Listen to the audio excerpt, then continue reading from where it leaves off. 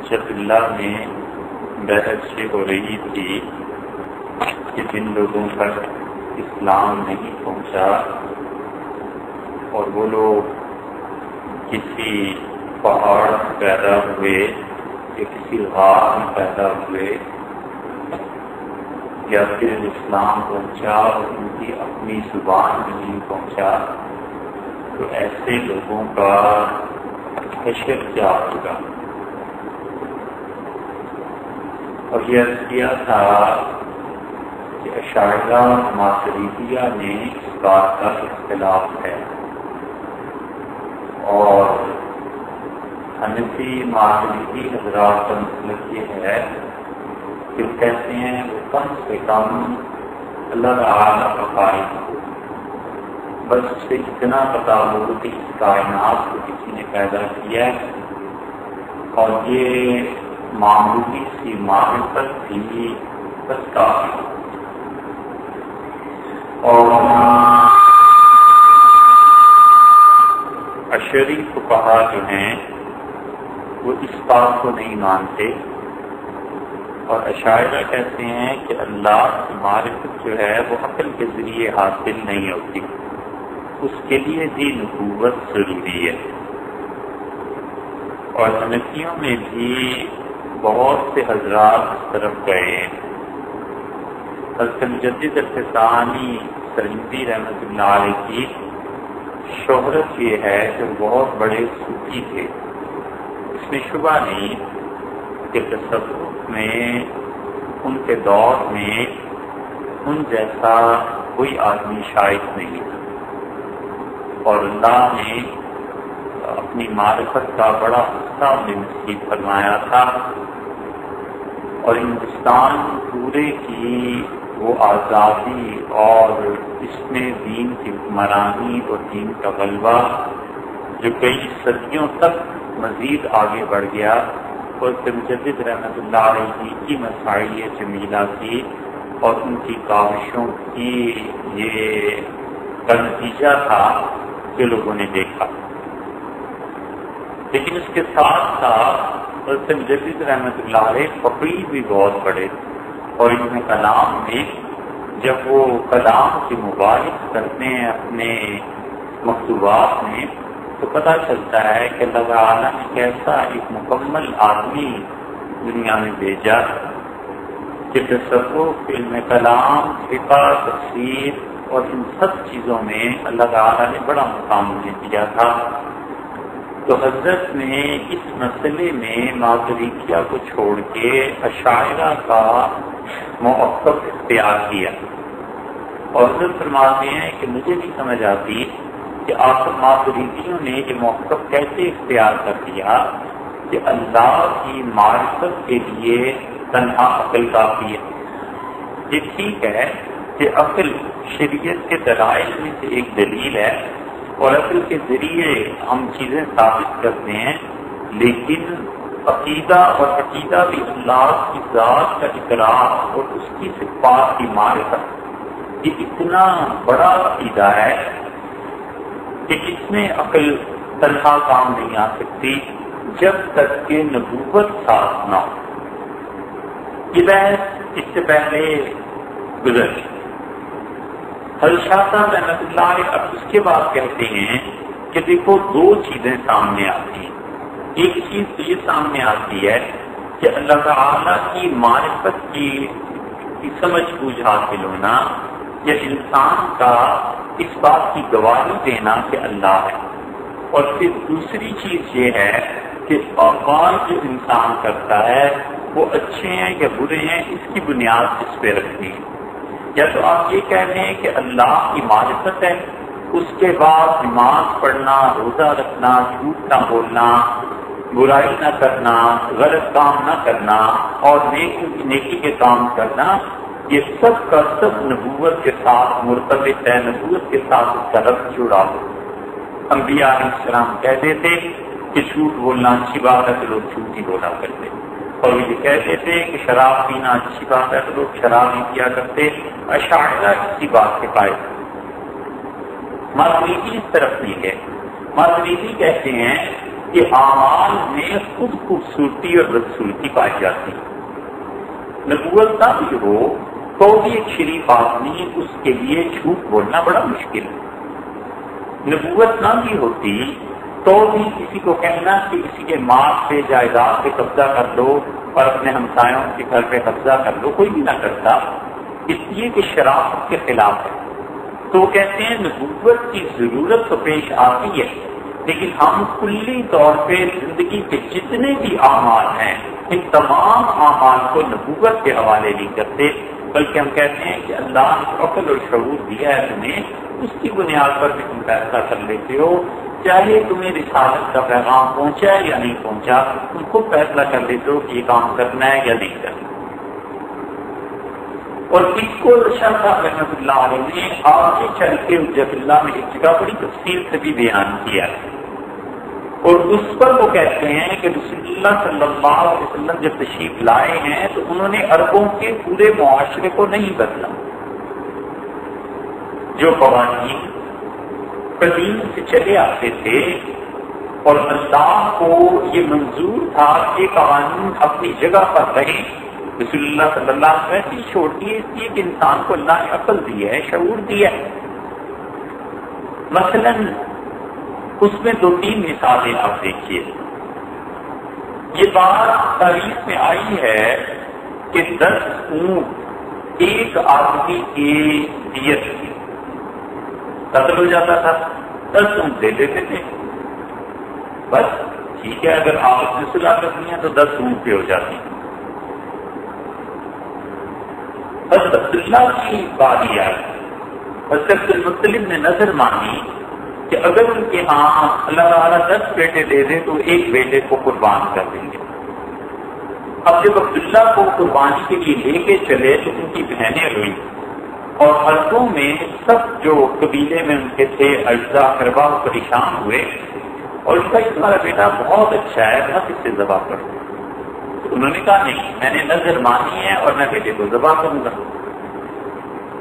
آخر بحث مباحثے کے بعد یہ طے ہوا کہ کاہن جو ہیں ان سے پوچھو کہ یہ کیا فیصلہ کرتے ہیں۔ تو کاہنوں سے پوچھا گیا، انہوں نے آسان ترکیب بتا دی۔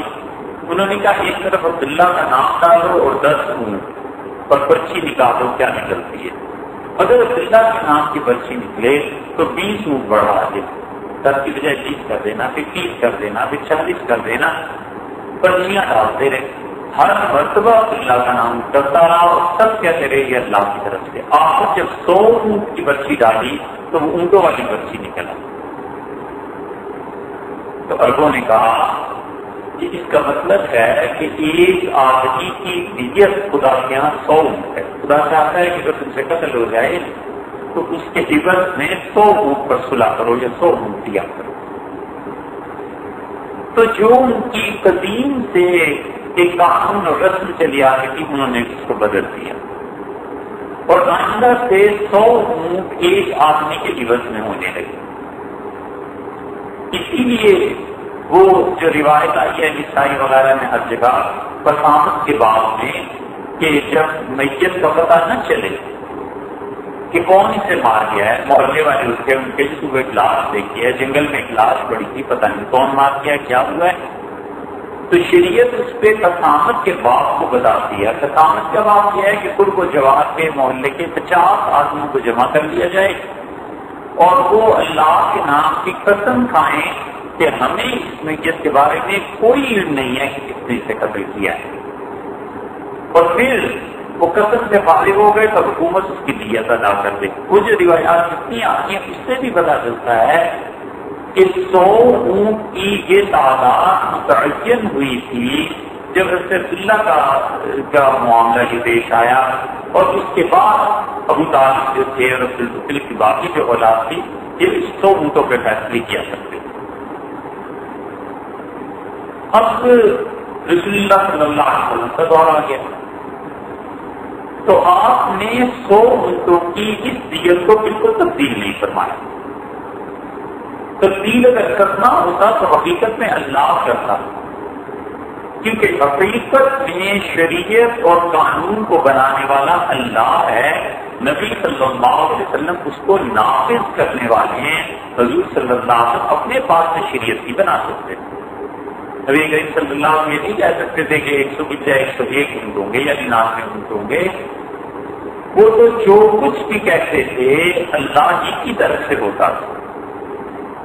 مقدمے میں انہوں نے فیصلہ کیا، وہ فیصلہ اللہ کو نہیں پسند آیا. اللہ تعالیٰ نے فرمایا کہ فاستغفر اللہ، اللہ سے معافی مانگی. ولا تقل للخائنین خصیما، اور ولا تقل للخائنین خصیما، اور آپ ان چوروں کی طرف مت ہو جائیں، ان کے طرف دار مت بنے.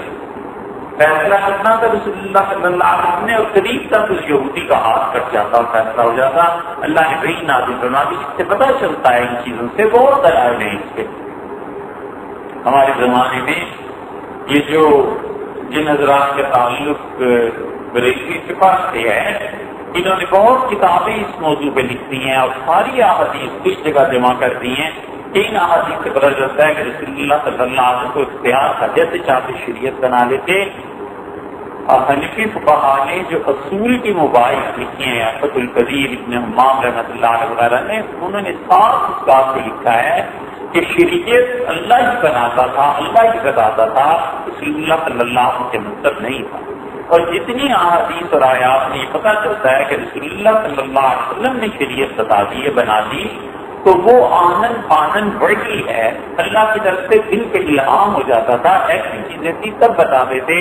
مثلاً آپ نے کہہ دیا کہ اگر میں کہہ دوں کہ تم پہ حج فرض ہے تو تم پہ ہر سال حج فرض ہو جاتا. وہ کہتے ہیں دیکھو رسول اللہ صلی اللہ علیہ وسلم شریعت میں حج میں کمی بیشی کر سکتے تھے. حنفی فقہا کہتے ہیں ایسے نہیں ہے، وہ تو دل پہ نازل ہوتی تھی، وحی ظاہر میں نظر نہیں آتا تھا. منع کر دیا گیا کہ آپ ہاں نہ کریں. آپ نے ہاں نہیں کی. ایک آدمی نے پوچھا کہ ہر سال حج فرض ہے، آپ چپ رہے. 2 بار 3 بار پوچھا، آپ نے اگر میں ہاں کر دیتا تو ہر سال فرض ہو جاتا، پھر تم کب کر سکتے. تو حقیقت میں شارع اللہ ہی ہے جو احکامات کو نازل کرتا ہے اور قانون بناتا ہے. اب حضور صلی اللہ علیہ وسلم کا دور آیا، 100 اونٹوں پہ لوگوں نے اتفاق کیا ہوا تھا پہلے سے. اگر یہ خلاف ہوتا اللہ کی منشا اور رضا کے، اللہ بڑی نازل کر دیتا کہ آئندہ سے 100 نہیں 200 اونٹ کر دیجیے، 50 اونٹ کر دیجیے. رسول اللہ صلی اللہ علیہ وسلم خود 100 اونٹ پہ فیصلہ فرمایا. کتنے ہی فیصلے ایسے آتے ہیں کہ 100 اونٹ پہ فیصلہ ہو گیا. یہاں اس کے باوجود اجتہاد ہے، اور یہ وجہ نہیں ہے کہ ہم حنفی ہیں. اس لیے دنیا میں اگر کوئی فقہ قابل ہے کہ اس جدید دور میں بھی نافذ کی جائے تو مالکی فقہ ہے اور حنفی فقہ.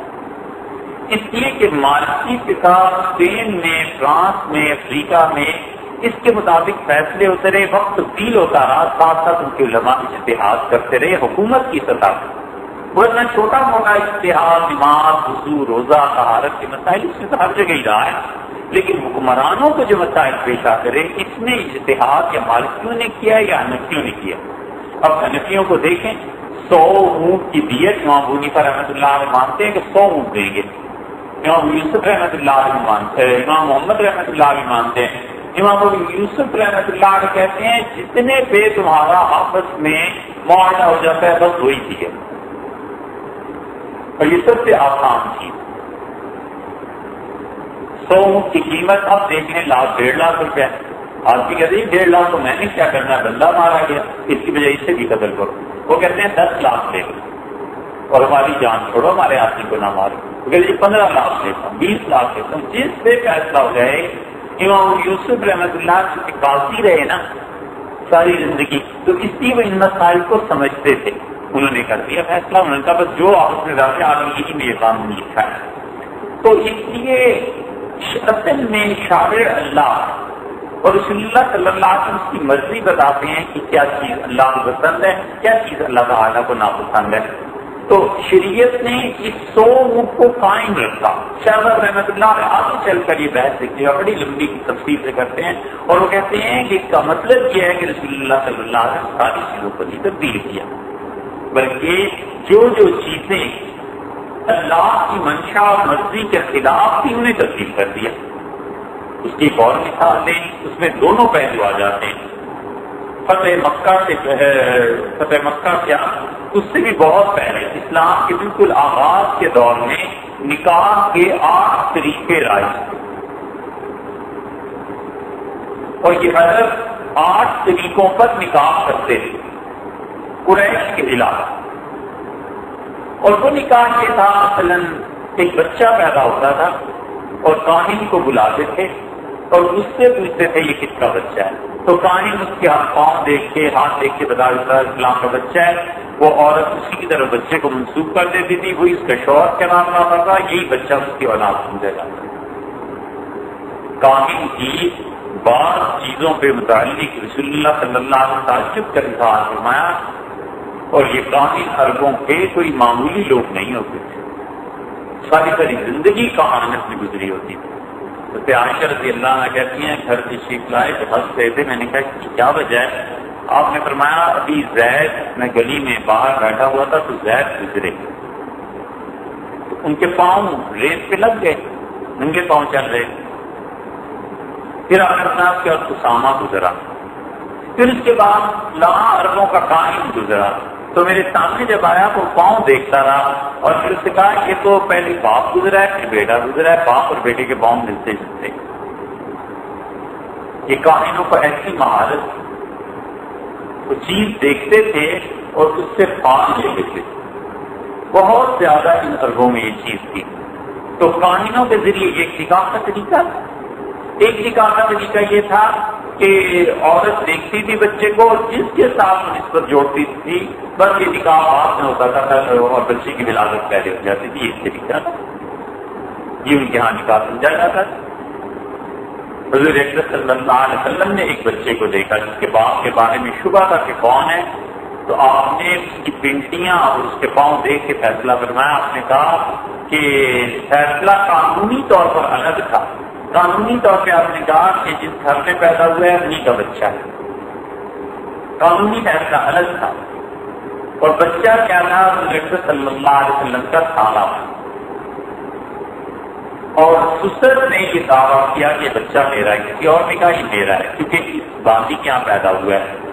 تو قانونی فیصلہ رسول اللہ صلی اللہ علیہ وسلم سے سسر کے حق میں دیا. جب سسر کے حق میں دیا تو نبی کریم صلی اللہ علیہ وسلم کی اہلیہ بیوی جو تھی وہ اس بچے کی بہن لگی نا حقیقی، لیکن آپ اس بچے کے پنڈیاں دیکھی، پاؤں دیکھ کے واپس بھیج دیا اور گھر آ کے اپنی اہلیہ سے کہا کہ یہ بچہ جب بڑا ہو جائے تو اس سے پردہ کرنا. تو قانونی فیصلے الگ ہوتے ہیں، وہ تو ہم ظاہر کی گواہیوں کی بنیاد پہ کر سکتے ہیں نا، لیکن حقیقت میں کیا ہے وہ ممکن ہے الگ ہو اور ممکن ہے نہ، وہ ایسی چیز ہے. امام حنیفہ رحمۃ اللہ نے اس بات کو نہیں مانا. خیر مجھے غلط بحث ہے نکاح کی، لیکن ہوتا یہی ہے کہ نکاح عربوں کے 8 طریقے رائج تھے. یہ قریش مکہ صرف ایک ہی طریقے سے نکاح کرتے تھے اور وہ یہ گواہوں کی موجودگی میں ایجاب اور قبول اور حق مہر کا تعین کرنا. یہ 4 چیزیں ہوتی تھی. ایک تو نکاح کوئی جو بھی کرے ایجاب اور قبول 2 چیزیں، اور حق مہر تیسری، اور ان کے درمیان کوئی بھی عقد جو بندوانے والا ہو یہ 4تھی چیز تھی. اس طرح وہ کیا کرتے تھے. شریعت نکاح اگر مرد اور عورت اقرار کرتے ہیں نکاح کا اور گواہوں کی موجودگی میں اور پیسے ہوں تو ان 3 چیزوں پہ نکاح ہو جائے گا. پیسے نہیں رکھے تو پھر لڑکی کی چچا کا بہنوں وغیرہ کو دیکھیں گے جتنا اس کا حق مہر تھا اس حق مہر سے اس کا نکاح مانا جائے گا، جتنا حق مہر شوہر کو دینا پڑے گا. رسول اللہ صلی اللہ علیہ وسلم نے 7 طریقے منسوخ کر دیے اور صرف ایک طریقے کو باقی رکھا، اور یہ طریقہ وہ ہے جس پہ اپنی نکاح ہوتا ہے. تو اس کا مطلب ہے کہ نبی کریم صلی اللہ علیہ وسلم نے سارا معاشرہ نہیں بدلا، اس میں وہ چیزیں تبدیل فرما دی جو چیزیں اللہ تعالیٰ کی مرضی کے خلاف. اب اللہ کی مرضی کے خلاف کون سی چیزیں تھیں؟ ماتریدی کہتے ہیں کہ بہت سی چیزیں جنہیں ہم اپنی عقل اور غور کر کے سمجھ سکتے ہیں کہ یہ چیز اچھی ہے یا بری ہے. شریعت ہوتی نہ ہوتی انسان کپڑے پہنے ہی کرتے. شریعت ہوتی یا نہ ہوتی لوگ گندگی کھانے سے بچتے. شریعت آتی یا نہ آتی لوگ لوٹ مار کرنے سے بچتے. جیسے اب اس کی بڑی بات ہے مثال لے لیں کہ اب بھی دنیا میں کتنی اقوام ایسی ہیں جہاں پر کوئی شریعت نہیں مانتا. دہریے ہیں، کافر ہیں، اس کے باوجود زندگی کا ایک نظام انہوں نے اپنی عقل سے مرتب کر لیا ہے، تو آپ زندگی وہاں بھی گزر ہی رہی ہے۔ شاہ صاحب رحمۃ اللہ علیہ کہتے ہیں ایک ہے چیز عقیدے کی اور ایک ہے ان اعمال کی۔ جب تم یہ کہتے ہو کہ ان اعمال میں عقل کا دخل ہے اور عقل کے ذریعے کسی چیز کی خوبصورتی اور بدصورتی کو پہچانا جا سکتا ہے، تو ایک آدمی بدصورتی کے اعمال کرتا رہا، ایک آدمی خوبصورت اعمال کرتا رہا، اس کا عقیدہ ٹھیک ہے لیکن یہ دونوں چیزیں آپس میں جمع کیسے ہوں گی؟ وَبِمَا ذَكَرْنَا مِنْ أَنَّ أَمْرًا بَيْنَ الْأَمْرَيْنِ، ان دو چیزوں کے درمیان ایک اور بات ہے۔ ایک آدمی کا عقیدہ درست ہے، اعمال اس کے برے ہیں، ایک آدمی کا عقیدہ غلط ہے، کافر ہے، اعمال اس کے اچھے ہیں، اعمال سے اسے جزا سزا ملے گی یا نہیں ملے گی، کیا ہوگا قیامت میں؟ حضرت انور صاحب رحمۃ اللہ علیہ کی طرف گئے ہیں کہ وہ کہتے ہیں کہ اس انسان کی نیکیاں دیکھی جائیں گی اور گناہ دیکھے جائیں گے، اور جتنے اچھائی کے اس نے کام کیے ہیں اللہ تعالیٰ اس نے گناہوں کو قیامت میں معاف کر دے گا۔ لیکن حضرت شاہ صاحب رحمۃ اللہ علیہ ہمارے اساتذہ کہتے تھے کہ اس کے لیے عقیدہ الگ مانا جائے گا اور اعمال الگ مانے جائیں گے۔ عقیدے میں جب حساب کتاب ہوگا تو پتہ چلے گا یہ کافر ہے یہ مومن ہے۔ اب آؤ اعمال پہ، اعمال میں پتہ چلا کہ مومن کے ساری زندگی کے اعمال خراب ہے، کافر نے کبھی شراب نہیں پی، اس کے اعمال اچھے ہیں، تو اس کا فیصلہ اعمال کا ہوگا۔ حضرت شاہ صاحب رحمۃ اللہ علیہ کی ہمارے اساتذہ کی رائے یہ شاہ صاحب رحمۃ اللہ علیہ نے اس مسئلے کو حل نہیں کیا، بس آگے چل پڑے۔ کہتے ہیں وَإِنَّ لِكُلٍّ مِّنَ الْأَعْمَالِ وَنُزُولِ الْقَضَاءِ بِالْإِيجَابِ وَالتَّعْلِيلِ أَثَرًا فِي اسْتِحْقَاقِ الثَّوَابِ وَالْعِقَابِ۔ اعمال میں اللہ نے جن چیزوں کو جائز قرار دیا، جن چیزوں کو خدا نے ناجائز قرار دیا ہے، تو کیا اس کا انحصار انسانی عقل پہ ہے یا خدا کی وحی پہ ہے وہ نافذ ہو؟ تو شاعرہ کہتے ہیں خدا کی وحی پہ ہے، بس ہماری عقل سے کچھ کام نہیں کرتی، کسی کام کی نہیں۔ ماتریدی فقہا کہتے ہیں نہیں، عقل کا ایک مقام ہے، ہم عقل کو بالکل بس سے کچھ ڈال نہیں سکتے۔ یجمع بین الدلائل المتعارضۃ فی اہل الجاہلیہ یعذبون بما عملوا فی الجاہلیۃ عملا۔ اس لیے تمہیں حدیث میں دونوں طرف کے دلائل ملیں گے کہ ان اعمال کی وجہ سے جن کو کافروں نے کفر کے زمانے میں کیا ہے عذاب ہوگا یا نہیں۔ حدیث میں دونوں چیزیں آئی ہیں۔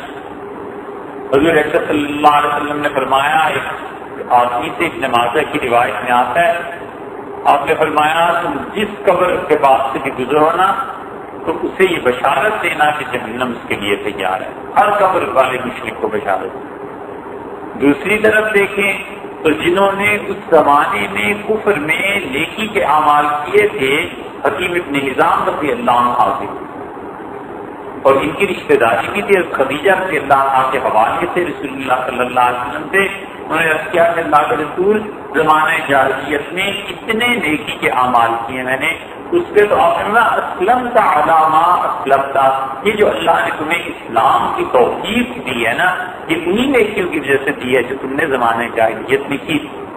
اس کا مطلب ہے کافر کو اس کی نیکی کام آئی۔ ہمارے اساتذہ یہی کہتے تھے، ساری بحث کے بعد کہتے تھے کہ کافر کی بھی نیکی ضائع نہیں ہوگی، اس کو کام آ جائے گی۔ پھر وہ کہتے تھے اس کو کام یا تو دنیا میں آ جائے گی کہ اللہ تعالیٰ کو تو علم ہے نا اس پہ کس چیز پہ مرنا ہے، تو اللہ اس کافر کی نیکی کا اجر سے دنیا میں دے دے گا، پیسے کی صورت میں، دولت کی صورت میں، ترقی کی صورت میں، کسی صورت میں دے خدا سے دے دے گا۔ یا وہ کہتے تھے کہ اس کا دوسرا حل یہ ہے کہ مسلمان ہی ہو جائے گا، جیسے کہ حدیث میں آ گیا بخاری میں کہ اسلم تعالیٰ مطلب جو تم نے اسلام قبول کیا یہ ان نیکیوں کے نتیجے میں جو تم نے زمانہ جاہلیت میں کی۔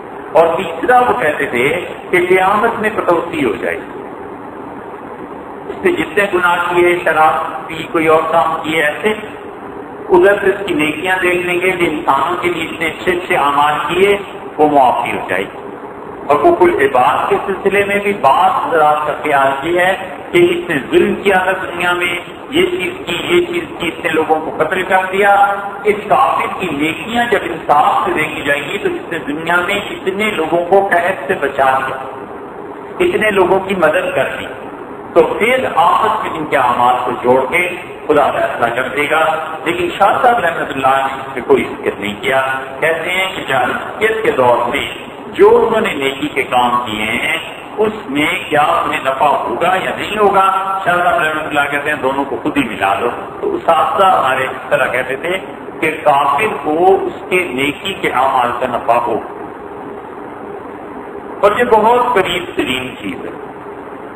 اب اس جدید دنیا میں جو مسائل اٹھ رہے ہیں نا، ان میں بہت بڑے مسائل میں کیا بچے بھی پوچھتے ہیں کہ جی کافروں نے بجلی ایجاد کی، کیا اس کا قیامت میں ثواب ملے گا؟ اور بچے بھی پوچھتے ہیں کہ وہ کافر ہے اور نیکیاں کرتا ہے تو اس کا کیا ہوگا. تو جتنی بھی حنفی فقہا کی آراء ہیں اس میں عقل کا اثر بہت ہے. وجہ اس کی یہی ہے کہ انہوں نے شروع سے یہ بات طے کی کہ عقل کا اپنا ایک معیار ہے. عقل نبوت سے بڑھ نہیں گئی، لیکن عقل کلیتاً بس سے کچھ بھی نہیں ڈال سکتے، عقل سے آراز بھی نہیں کرتے کہ ہم یہ بھی نہیں کہہ سکتے کہ عقل کی کوئی ویلیو ہی نہیں ہے. عقل سے بھی سوچنا پڑتا ہے. یہ وہ چیز ہے جس پہ حنفی فقہا نے اصول رکھا. پھر جتنے حنفی آتے گئے وہ سب کے آپ کو لیتے رہے کہ عقل میں یہ بات آتی ہے، عقل میں یہ بات آتی ہے، شریعت یہ کہتی ہے، عقل یہ کہتی ہے. اور اسی سلسلے میں صاحب ہدایہ رحمۃ اللہ نے جو ہدایہ کتاب لکھی ہے، کمال کی کتاب ہے، 4 جلدوں میں. ہر مسئلے پہ وہ کہتا ہے کہ شریعت کا یہ حکم ہے اور دیکھو عقل میں یہ بات آتی ہے. شریعت اور عقل دونوں کو ملاتا چلا جاتا ہے. اور یہی بات شیخ الاسلام ابن تیمیہ رحمۃ اللہ نے کی ہے. اور اسی لیے حنفیوں نے یہ دعویٰ کیا ہے اور بہت زبردست بات کی. انہوں نے کہا سب سے پہلے یہ دیکھو کہ شریعت کا حکم صحیح نقل سے ثابت ہے یا نہیں، صحیح طرح نقل ہوا ہے یا نہیں ہوا. ایک آدمی آپ کے پاس آتا ہے اور کہتا ہے کہ حضور صلی اللہ علیہ وسلم نے فرمایا تھا کہ جس زمانے میں لوگ چاند پہ پہنچیں گے وہاں کھانے پینے کا سامان نہیں ہوگا. آپ سادہ آدمی ہیں، یقین کر لیتے ہیں. آپ کہتے ہیں یار کمال کی بات کہی حضور صلی اللہ علیہ وسلم نے، دیکھو 1500 سال پہلے ہی انہوں نے بتا دیا. کوئی ہوتا ہے بدنام زمانہ، اس کے بعد جب حدیث سے آتی ہے تو وہ کہتا ہے یہ حدیث کہاں سے سن لی تم نے، یہ کہاں کہا ہے رسول اللہ صلی اللہ علیہ وسلم نے، کس کتاب میں آئی ہے؟ ٹھیک ہے علماء نے بیان کیا، لیکن کس آدمی دین نے بیان کیا، کدھر ہے اس کا ثبوت؟ پتہ چلتا ہے حدیث ہی کوئی نہیں ہے. تو نبی کہتے ہیں سب سے پہلے تحقیق کرو کہ شریعت نے کام کہا بھی ہے یا نہیں، یہ قرآن کی آیت ہے بھی یا نہیں، حدیث ہے بھی یا نہیں. ایک کہتا ہے قرآن 40 بار ہیں، تو کوئی دیہاتی ہو تو کہتی واقعی اللہ کی کتاب ہے، جس نے بھی بارے پڑھا لو 50 کر لو 40 کر لو، خدا کی کتاب. دوسرا کوئی پڑھا لکھا صاحب کدھر سے 40 بارے ہیں، 30 بارے ہیں، قرآن کب سے 40 بارے میں ہوا ہے؟ تو اس لیے وہ کہتے ہیں سب سے پہلے یہ دیکھو کہ شریعت نے یہ کہا بھی ہے یا نہیں کہا. ایک آدمی کہتا ہے کہ نلکے سے پانی آ رہا ہے، تم نہ آ رہے ہو، پانی دوسری طرف سے نالی میں بہ رہا ہے. اب نلکا تم نے بند کر دیا، اس کے بعد جب تم نے پانی جسم پہ ڈالا تو جو چھینٹے جا کر اس میں پڑے پانی میں تو پانی ناپاک ہو گئی. ایک مفتی یہ مسئلہ سنتا ہے اور وہ کہتا ہے بیٹے اس وقت ناپاک ہوگا جب یہ چھینٹے اس پانی سے زیادہ ہو جائیں. پانی 10 کلو ہے، چھینٹے کتنے بڑے، ایک پاؤ، تو ناپاک کیسے ہو جائے گا؟ وہ کہتے ہیں جی ایک چھینٹا پڑنے سے بھی ناپاک ہوتا ہے. وہ کہتے ہیں نہیں، اس لیے کہ پانی جاری ہے، اوپر سے آ رہا ہے نیچے کی طرف بہ رہا ہے تو یہ جاری پانی ہو گیا نا. جاری پانی میں تو جتنے بھی چھینٹے پڑ رہے ہیں یہ سب کے سب معاف ہے. وہ کہتے ہیں جی نلکا بند کر دیا تھا. مفتی کہتا ہے جب نلکا بند کر دیا تھا تو یہ پانی جو حصہ بالٹی میں باقی رہ گیا تھا یہ اس کی جاری پانی کا حصہ ہے، یہ پاک ہے. تو اس کے ناپاک ہونے کے لیے بھی ضروری ہے کہ اس سے زیادہ مقدار میں اس میں گندگی پڑے تو پڑی نہیں. تو مسئلہ دیکھو عقل کے ذریعے اس نے حل کیا نا کہ اس نے کہا یہ جاری پانی کا باقی حصہ ہے. تجلیس میں صاحب ہدایہ رحمۃ اللہ نے اس مسئلے پہ بحث کی ہے. تو یہ ہے مسئلہ.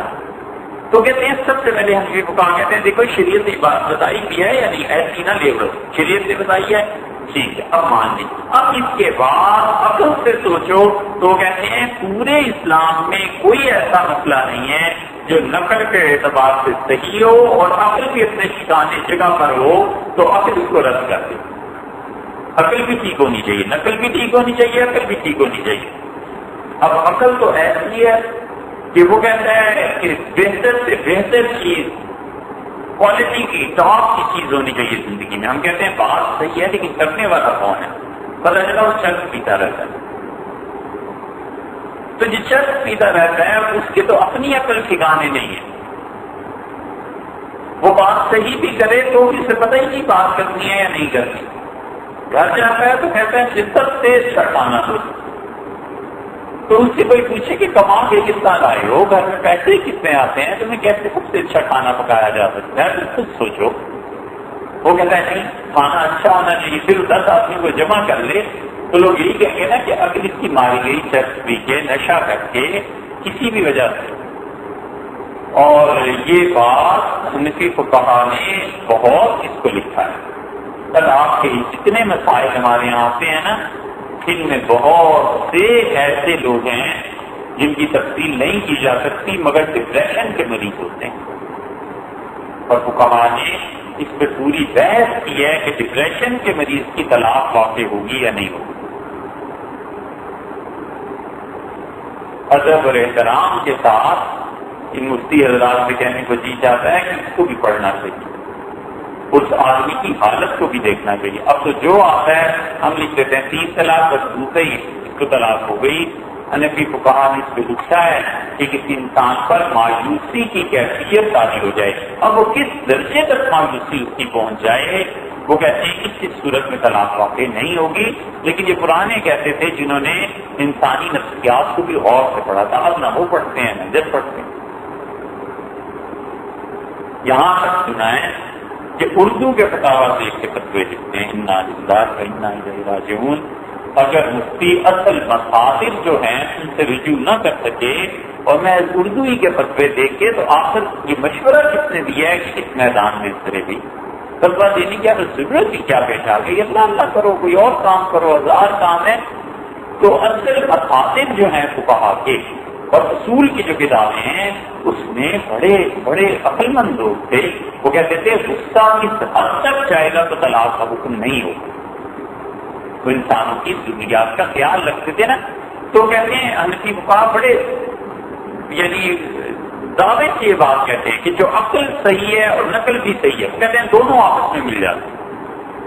صحیح عقل کو صحیح نقل رد نہیں کرتی اور صحیح نقل صحیح عقل کو رد نہیں کرتی۔ شاہ صاحب رحمۃ اللہ علیہ نے یہاں پر اس مسئلے کے بعد اب یہ چھیڑا ہے، اب اس بات کو کہ وہاں پر انہوں نے کوئی فیصلہ نہیں کیا، لیکن شاہ صاحب رحمۃ اللہ علیہ کہتے ہیں کہ تم یہ کہتے ہو کہ اسرار دین کی پوشیدہ باتیں وَمِنَ النَّاسِ مَن يَعْلَمُ فِي الْجُمْلَةِ، کچھ لوگ ایسے بھی تمہیں ملیں گے جو یہ کہتے ہیں کہ ان الاحکام معلقۃ بالمصالح، کہ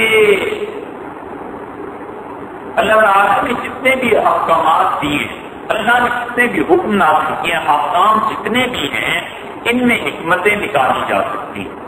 آپ کو زندگی میں ملیں گے لوگ جو کہیں گے نماز پڑھنے میں یہ حکمت ہے، روزے میں یہ حکمت ہے۔ بچوں کو مختلف کہتے ہیں کہ بیٹے آپ یہ چیز کھائیں، اس میں یہ حکمت ہے، یہ چیز آپ لے لیں، اس میں یہ حکمت ہے، نماز پڑھا کرو، صبح اٹھا کرو، ورزش کیا کرو۔ اسی طرح شریعت کے بہت سے احکامات ایسے ہیں جس میں بچوں کو ترغیب دلا کر باقاعدہ لایا جاتا ہے کہ وہ شریعت پہ عمل کریں۔ بچہ کہتا ہے میں وضو کیوں کروں، تو اسے سمجھانا پڑتا ہے کہ آپ وہاں دھوئیں گے، فریش ہو جائیں گے، اس طرح مسجد میں جانا چاہیے۔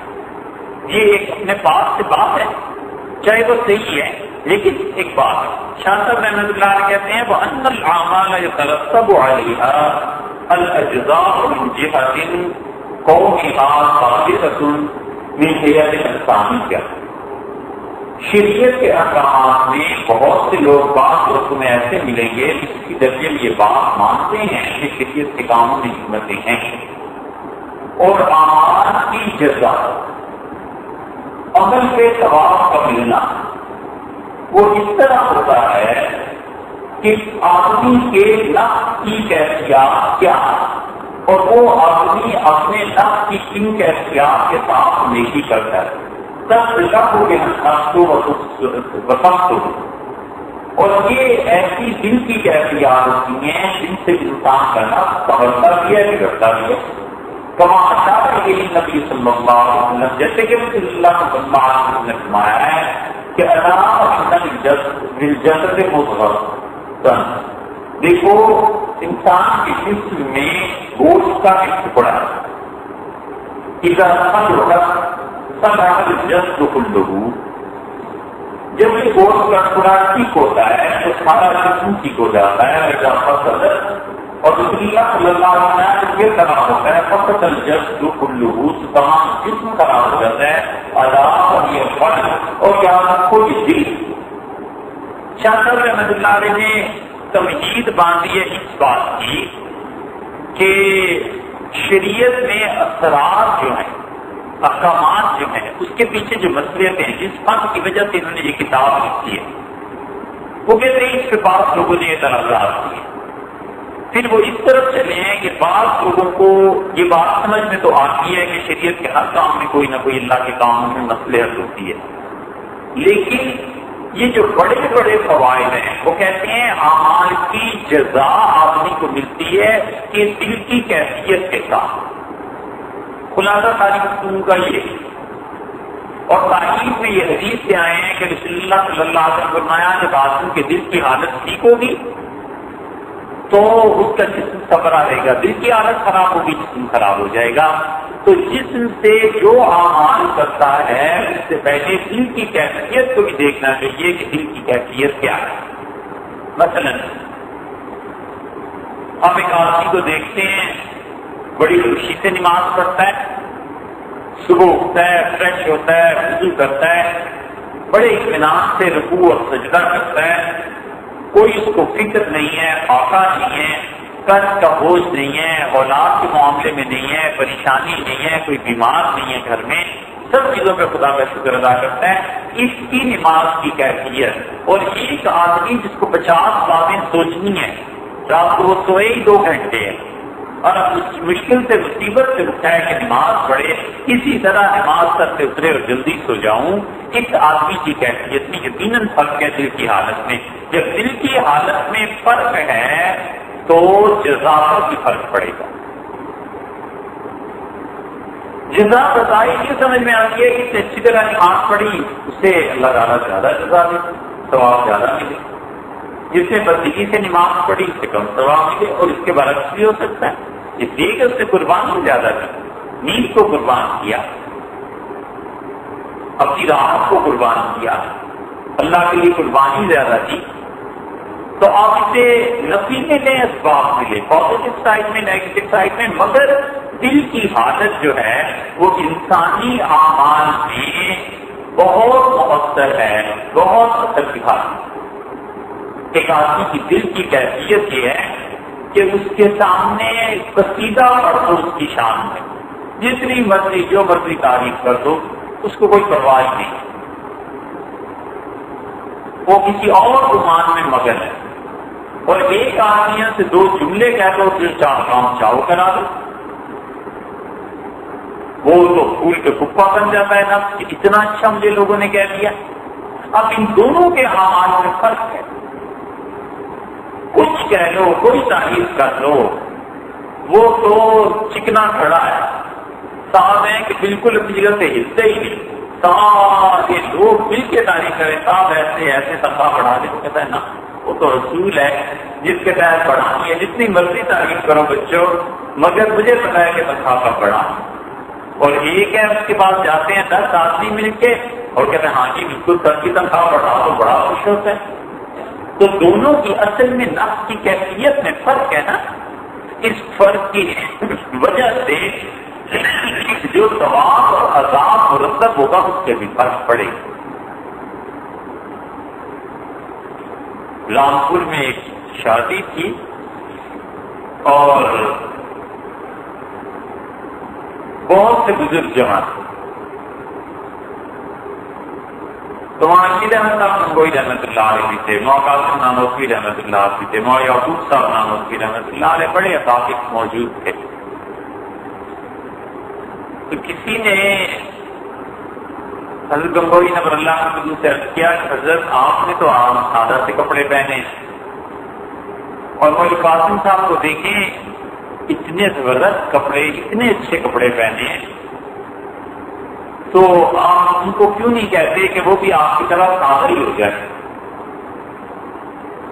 حضرت سنتے رہے. پھر کسی نے عرض کیا کہ حضرت یہ جو اتنے اچھے اچھے کپڑے ہیں نا، یہ سب کچھ لوگوں میں رکاوٹ آ گئی ہے، لوگ ان کی طرف جاتے نہیں مرید ہونے بیعت ہونے. لوگ کہتے ہیں ایسا شیخ ہو جہاں جیسا ہی ہو، ذرا بس نچلے درجے کا، یہ بھی کوئی شیخ ہے؟ تو گنگوئی نور اللہ عنہ نے فرمایا بھائی میں تو اس لیے نہیں پہنتا کہ ذرا سے اچھے کپڑے پہن لوں اور ذرا سے لوگ میری تعریف کر دیں تو کئی دن دماغ نیچے ہی کرتا. میرے نفس کا تو یہ حال ہے. اور باقی اس شخص کا حال یہ ہے کہ اسے ہندوستان کی سلطنت بھی دے دو نا تو اس کے دل میں رائے برابر فرق نہیں آتا، اور وجہ یہ کہ یہ اپنی حقیقت کو جان چکا ہے. اور یہ ہوتا ہے آدمی جب اپنی حقیقت کو جان لے تو پھر کبھی دھوکے میں نہیں رہتا. اور آدمی کی حقیقت اتنی سی ہے کہ بس ضمانت پہ چل رہا ہے. یہ جتنے نوٹ ہیں ضمانت ہی ہے نا، 1000 روپے 10,000 روپے، اس کے پیچھے بینک میں سونا ہوگا، پھر سونا مل جائے گا. وہ تو ہوتا بس پچھلے زمانے میں، اب تو وہ بھی نہیں ہوتا. یہ سب ضمانت ہی چل رہی ہے. ڈالر ہے تو امریکہ کی ضمانت ہے کہ ہمارا روپیہ ہے. اسی طرح یہ جتنی چیزیں اس کائنات میں ہیں یہ سب کی سب ضمانتیں اصل نہیں. اصل وجود فقط اللہ کا ہے، باقی سب گارنٹی ہے، باقی سب ضمانت. یہ لکڑی کی حقیقت میں لکڑی کا وجود ہے، ٹھیک ہے. اس پہ ایک آدمی آیا رندا چلانے، تیلے لگانے، اس کا آدمی کا بھی وجود ہے. اب اس نے جب رندا چلانا شروع کیا، تیلیں لگائیں، اس کو کاٹا پیٹا لکڑی کو، تو اس کا میز کا ایک صورت نکل آئی. یہ صورت کہاں سے آئی؟ یہ صورت کی ضمانت جو ہے وہ اس کے اوزار ہے. اس کے اوزار نے لکڑی پر کام کیا تو صورت پیدا ہوئی، لگا تو صورت پیدا نہ ہوتی. اسی طرح اس کائنات میں جتنی بھی چیزیں ہیں سب کا وجود اس لیے ہے کہ اللہ نے چاہا ہے کہ اس کا وجود ہو. اگر نہ اللہ نہ چاہے تو 10 مرتبہ میں طلاق دے کے شادی کرنے نہیں اولاد ہوتی. اور اللہ اگر چاہے تو ایک ہی شادی سے اولاد دے. اس لیے ساری کائنات میں جتنی چیزیں ہیں یہ ضمانت اللہ کیا گارنٹی، اس کے علاوہ کچھ نہیں. اسی لیے اللہ نے کہا ہے اولم یکفی بربک انہ علی کل شیء شہید. اور لوگوں نے یہ نہیں جانا میرے بارے میں کہ ہر چیز کی ضمانت میں. یہ دہریے بحث کرتے ہیں کہ خدا نہیں ہے. اولم یکفی بربک انہ علی کل شیء شہید. انہیں نہیں پتا اپنے پروردگار کا کہ ہر چیز کا ضامن وہ ہے. بین القائل ہے، اتنا بڑا سمندر ہے، یہ دنیا اتنا بڑا خدائے ارض ہے، اس کی ضمانت اور گارنٹی اللہ ہی ہے. یہ ایک تناب اس کی کھول دے خدا، ایک گرا زمین کی ڈھیلی کر دے اور یہ چند گھنٹوں میں جا کر سورج میں پڑ جائے تو کائنات میں کوئی جانتا بھی نہ ہو. کتنی خراب آبادیاں تھیں اور قبرستان تھے اور مسجدیں تھیں اور مندر تھے اور دارالقائل تھا. چند گھنٹوں کیا چند سیکنڈ جو جلا کر بالکل راف کرتے کوئی جانے بھی نہ کہ کوئی تھا بھی یا نہیں. تو دل کی کیفیات کا فرق پڑتا ہے اعمال سے. اور اس کو دیکھو حدیث میں بھی آیا ہے. بات چیت ہوئی عبد الرحمن ابن عوف اور خالد ابن ولید رضی اللہ عنہ کے درمیان. دونوں بڑے آدمی تھے. عبد الرحمن ابن عوف رضی اللہ عنہ نے اسلام قبول کیا ہے تو بکر رضی اللہ عنہ کی دعوت پہ، اسلام کے آغاز میں. یہ عبدالرحمن ابن عوف رضی اللہ عنہ یہ خلفائے راشدین کے فلسفہ شخصیت تھی، ان سے کم نہیں تھے. حضرت عمر رضی اللہ عنہ کبھی بھی انہیں خلافت کے لوگوں میں منتخب نہ کرتے. تو عبدالرحمن ابن عوف رضی اللہ عنہ نے اسلام قبول کیا تو بکر رضی اللہ عنہ کے کہنے سے پھر مکہ میں ان لوگوں میں شامل ہے جن کا اللہ نے قرآن میں ذکر کیا. اللہ نے کہا وضو فی سبیلی، کہ میری راہ میں ستائے گئے. آپ سوچیں ایک شریف آدمی، اس کے لیے کوئی آدمی تنگ کیا جاتا ہے تو وہ ریکارڈ کرتا ہے کہ یار اس نے میری وجہ سے بڑی تکلیف اٹھائی ہے. اللہ نے اس لیے کہا، اللہ نے کہا یہ میرے ایسے اچھے بندے ہیں وضو فی سبیلی، میری راہ میں ستائے گئے. عبدالرحمن ابن عوف رضی اللہ عنہ ان لوگوں میں سے جنہیں ستایا گیا تھا کہ ہجرت کی تھی، بدر، احد، خندق، بیعت رضوان، فتح مکہ، کہاں نہیں ہو رہے، ہر جگہ نہیں. خالد بن ولید رضی اللہ عنہ نے ایمان قبول کیا 7 ہجری حدیبیہ کے بعد، فتح مکہ سے 1 سال پہلے. کچھ بات کی تعاقب میں ہو گئی تو رسول اللہ صلی اللہ علیہ وسلم خالد عبدالرحمن کو تم کہتے ہو اس کے منہ آتے ہو، اور تمہیں پتہ ہے کہ عبدالرحمن آدھا سیر جو، آدھا کلو جو گندم یہ خدا کے راستے میں خرچ کر دے، اور تم سونے کا پہاڑ بہت کے برابر سونا خدا کی راہ میں خرچ کرو، تو تم اس کے خرچ کیے گئے کہ آدھے میں بھی نہیں پہنچ سکتے، 1 پاؤ کے برابر نہیں پہنچ سکتے. حالانکہ خالد رضی اللہ عنہ اس مقام کے آدمی ہیں، لیکن رسول اللہ صلی اللہ علیہ وسلم نے کیا سمجھایا ہے، کہاں سے کہاں پہنچا دی بات. اس لیے کہ جو اسلام کے لیے اخلاص اور دل کا تعلق اور قربانی ادھر تھی ادھر تو نہیں تھی. تو فرق پڑتا ہے انسان نے اسلام کو کس طرح سے حاصل کیا. مجاہدہ، ریاضت، قربانی دینا، جان کی، مال کی، درگزر کرنا، ان سب چیزوں سے انسان کے اندر قلب کی کیفیت سے اثر پڑتا ہے، یہ کہ دل مضبوط ہوتا ہے، ایمان پہ قربانی دینے کا جذبہ بڑھ جاتا ہے. جب جذبہ بڑھتا ہے تو اللہ اس کی قدر کرتا ہے. کوئی جانے نہ جانے خدا اس کو کریڈٹ دیتا ہے، اور یہ کریڈٹ آخر پہ پہنچ کے جنت میں درجوں کی صورت میں بھی مل جائے گا. اس لیے شاہ صاحب رحمۃ اللہ علیہ کہتے ہیں کہ لوگوں کا خیال ہے کہ شریعت کے اعمال میں اسرار ہوتے ہیں، حکمتیں ہوتی ہیں، لیکن دیکھو اعمال جو ہیں ان کا ایک تو نفس کے ساتھ تعلق ہوتا ہے. لکنہ یظن، اب یہاں سے انہوں نے ایک بحث شروع کی اور کہتے ہیں لیکن دیکھو کچھ لوگ وہ آدمی جو یہ کہتا ہے کہ شریعت کے کام میں مسئلے آتے ہیں، وہ کہتا ہے وہی آدمی وہ خیال کرتا ہے کہ ان تدبین هذا الفن وترتیب اصوله وفروعه منتفع. وہ آدمی کہتا ہے یہ تو میں مانتا کہ شریعت کے کاموں میں، اللہ کے کاموں میں مصلحتیں اور حکمتیں ہیں، لیکن میرا خیال یہ ہے کہ اس کو باقاعدہ لکھنا اور شریعت کے ہر حکم میں مصلحت کا ثابت کرنا اور اس کے بھی کچھ اصول طے کرنا، پھر اس کے بعد اس اصولوں کے مطابق آگے بحث کرنا، یہ سب ناممکن ہے، نہیں ہو سکتا. یہاں سے شاہ صاحب رحمۃ اللہ علیہ نے 3 شبہات کا اظہار کیا، اور 3 شبہات کو انہوں نے اس آدمی کے کھاتے میں ڈالا ہے جو یہ کہتا ہے کہ اللہ کے کاموں میں مصلحت اور حکمت ہے، لیکن یہ کام ایسا ہو جائے کہ جس طرح ہر ایک فن کی کوئی کتاب ہوتی ہے.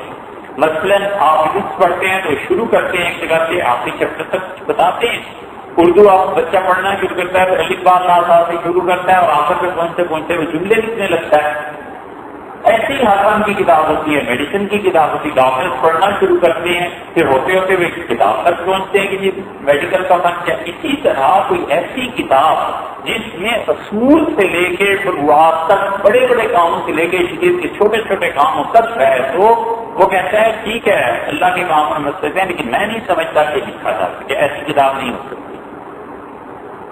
اور پھر وہ کہتا ہے کہ کتاب ہونی بھی نہیں چاہیے.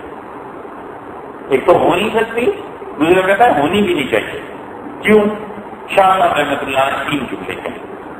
وہ کہتے ہیں اقلن لفقار مصابیح وہ غروض دینا، عقل میں میری یہ آتا ہے کہ مسائل شریعت کے ہزاروں لاکھوں کے حساب سے، تو عقل ہر ایک مسئلے میں دخل دے، عقل ہر ایک مسئلے کا احاطہ کر دے، اور پھر شریعت نے جو اس میں حکمت رکھی ہے اس کی طے اور گہرائی تک بھی عقل پہنچ جائے، یہ عقل کے بس کی بات ہی نہیں ہے۔ تم اگر سے زیادہ تو 4 چیزوں کو ثابت کر دو کہ باقی کہاں جاؤ، مطلب یہ ثابت کر دو گے کہ نماز میں یہ حکمت ہے، روزے میں یہ حکمت ہے، حج میں یہ حکمت ہے۔ اب تک کیا کام کریں گی جب پتہ چلے گا کہ 7 چکر لگانے ہیں صفا اور مروہ کے درمیان؟ اگر صرف سوچو ایک ستون ہے، پتھر ہے، اور تم وہاں جا کر پتھر پہ پتھر مارتے ہو، رمی کرتے ہو حج میں۔ اب انسانیت کو کیا بتائیں کہ یہ رمی کیوں ہوتی ہے، کیوں کر رہے ہو رمی؟ تم یہی کہو گے کہ اللہ نے عبادت کرا دی ہے، بس اللہ کا حکم ہے، اب اسے عقل سے ثابت کرو۔ تو آدمی کہتا ہے میں نے مانا کہ شریعت کے کاموں میں نصلت ہیں، مگر ہر کام میں نصلت کو ڈھونڈنا، اس پہ کتاب لکھنا عقل میں نہیں آتی بات۔ دوسرا جملہ کیا ہے؟ اور شرع، یہ شریعت کے مطابق اگر تم سوچو تو یہ کام نہیں کیا جا سکتا۔ نبی صلی اللہ علیہ وسلم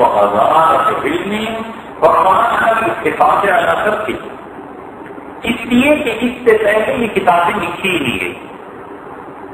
جس طرح حدیث کی کتابیں دیکھتے ہیں، فقہ کی کتابیں دیکھتے ہیں، تفسیر کی کتابیں دیکھتے ہیں، حدیث شروع ہو گئی تھی رسول اللہ صلی اللہ علیہ وسلم کے دور میں، تفسیر بھی اسی زمانے میں شروع ہو گئی تھی۔ فقہ کے مسائل جو تھے وہ 1 صدی کے آخر پہ امام ابو حنیفہ رحمۃ اللہ علیہ ان سے بھی پہلے جو فقہاء تھے کہ لکھنا شروع ہو گئے تھے۔ تو اگر یہ شریعت کے ہر کام میں حکمتوں کا ڈھونڈنا یہ عقلت تو ہو ہی نہیں سکتا، تم کو شریعت کے مطابق ہے۔ میں کہتا ہوں شریعت کے مطابق نہیں، اگر شریعت کے مطابق ہوتا تو پچھلوں میں کچھ لکھا ہوتا نا، باوجود اس کے قرب عظیم من النبی صلی اللہ علیہ وسلم، ان کا زمانہ رسول اللہ صلی اللہ علیہ وسلم سے زیادہ قریب تھا اور ان لوگوں کا علم بھی بڑا مضبوط تھا۔ تو جو زمانہ رسول اللہ صلی اللہ علیہ وسلم سے قریب تھا اور علم زیادہ تھا، اس زمانے میں کسی نے نہیں لکھا۔ تو کسی کا نہ لکھنا پکانا کر اتفاق کے علاقہ کہیں کمزور ہے، پوری امت نے خاموشی سے اتفاق کر لیا تھا کہ ہم اس دن پہ بولیں گے۔ تو جو کام رسول اللہ صلی اللہ علیہ وسلم کے دور میں نہیں ہوا، صحابہ رضی اللہ عنہ کے دور میں نہیں ہوا، امت نے ایسے چھوڑ دیا جسے اتفاق کر دیا تھا کہ ہم نے شریعت کے مسائل پر عقلی طور پہ بحث کریں گے ہی، تو اب تم کیسے کر سکتے ہو؟ نہ شریعت اجازت دیتی ہے نہ عقل۔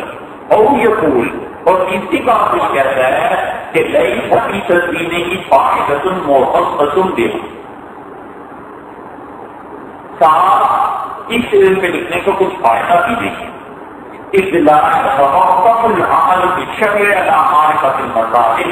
لیے کہ شریعت پہ کسی حکم پہ عمل کرنا تو اس بات سے تھوڑا ہی موقوف ہے کہ میں مصلحت بھی پتا ہوں۔ تو ساتھی نے 3 اعتراض۔ تیسرا اعتراض کیا ہو گیا تھا؟ اس کا فائدہ بھی کچھ نہیں۔ ایک دیہاتی آدمی نماز پڑھتا ہے، اسے نہیں پتا نماز میں کیا مصلحت ہے، زکات دیتا ہے اسے کوئی نہیں پتا غریبوں کا خیال رکھنا ہے یا نہیں رکھنا، اسے بھی ثواب ملنا ہے۔ ایک شہری آدمی کہتا ہے کہ زکات اس لیے شریعت نے فرض کی کہ لوگوں کو فائدہ پہنچے، غریبوں کی حالت بہتر ہو، تو اس کو جو علم ہے اس مسئلے کا اور اس دیہاتی کو جو علم نہیں ہے، تو ثواب میں تو دونوں ہی برابر ہیں۔ کیوں سر صفائی کرتے ہو، اتنی کتابیں لکھتے ہو، مصلحتوں کو ڈھونڈتے ہو؟ نہ وہ عقلاً تم ساری شریعت کے نظام کو اپنے قابو میں لا سکتے ہو، نہ شریعت کی کیسی ہے تمہیں، کیونکہ شریعت کیسی ہوتی تو پچھلوں نے بھی کیا ہوتا۔ اور تیسری چیز یہ ہے کہ جب شریعت پہ عمل کرنا ہی ہے تو کیا عمل اس وجہ سے کرنا ہے کہ اس کی مصلحت پتہ چلے؟ اس کے جواب پہلے آپ شاہ صاحب رحمۃ اللہ جہاں کہا تھا کہ شریعت پہ تو عمل کرنا ہی ہے، مصلحت پتہ چلے یا نہ چلے۔ وہ کہتا ہے جب آپ جسے مصلحت معلوم ہو اور وہ جسے مصلحت معلوم نہیں ہے، دونوں برابر ہو، تو پھر اس کتاب کو پڑھنے کا فائدہ ہی کیا ہے؟ اب ایک ڈاکٹر ہے، وہ روٹی کھاتے ہوئے یہی سوچتا ہے کہ اس میں گندم کتنی ہے، نشاستہ کتنا ہے، کاربوہائیڈریٹ کیا ہے، اور اس میں وٹامن کون کون سے ہیں، یہ چیزیں۔ تو اس کا بھی اتنا ہی خون اور اتنی جسم بننا ہے جتنا ایک دیہاتی کا بننا ہے، دوسرے سے پتہ ہی نہیں ہے کہ اس میں کیا چیز ہے اور کیا چیز نہیں۔ تو شاہ صاحب رحمۃ اللہ کہتے ہیں اس کر کے کھانا کھاؤ کیا ضرورت ہے آپ ڈاکٹر کی طرح سوچنے کی کہ اس میں پروٹین کتنی ہے، اس میں وٹامن کتنے ہیں اور یہ چیز کتنی ہے؟ تو جب یہ ثابت ہوا کہ عمل کرنے کے لیے دین کی حکمتوں کا علم ہونا نہ ہونا برابر ہے تو پھر ضرورت کیا ہے؟ یہ 3 اشکالات پیش کیے ہیں شاہ صاحب رحمۃ اللہ علیہ نے، اور ساتھ ہی اس کے لکھ دیا ہے کہ وہی جنون اور یہ سارے خیالات فاسد ہیں، غلطی پہ مبنی ہیں۔ میں تمہیں اس کے جواب بتاؤں گا۔ اب شاہ صاحب رحمۃ اللہ علیہ نے یہ اعتراضات قائم کیے اور پھر اس کے جوابات دیے۔ یہ مسلمانوں کی بہت بڑی خوبی اور ان کے مناقب میں شمار کیے جانے کی قابل بات ہے کہ ہزاروں سینکڑوں نہیں ہزاروں مصنفین ایسے ملیں گے خود ہی اشکال پیش کرتے ہیں، خود ہی اس کا جواب لکھتے ہیں۔